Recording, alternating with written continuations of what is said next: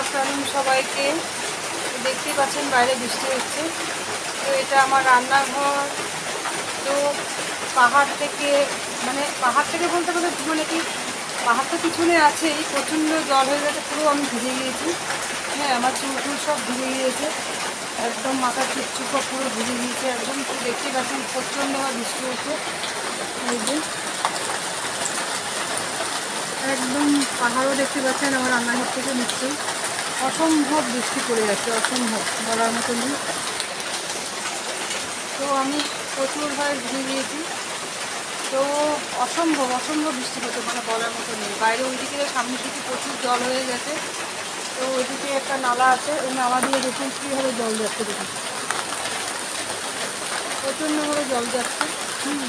আর পিছনে তো প্রচণ্ড বড় বড় পাহাড়। হ্যাঁ, তো আমরা পাহাড়ের নিচেই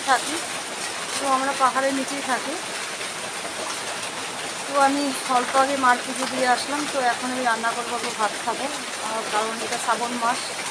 তো আমার শ্রাবণ মাসে আজকে একটা মার পুজো করি। দেরি হয়ে গেছে, অসম্ভব দেরি হয়ে গেছে, বলার মতো নেই। একটু বলবো তো কখন বৃষ্টি কমবে বুঝতেই পারছি না আমি। তো আমি রাখি এখন।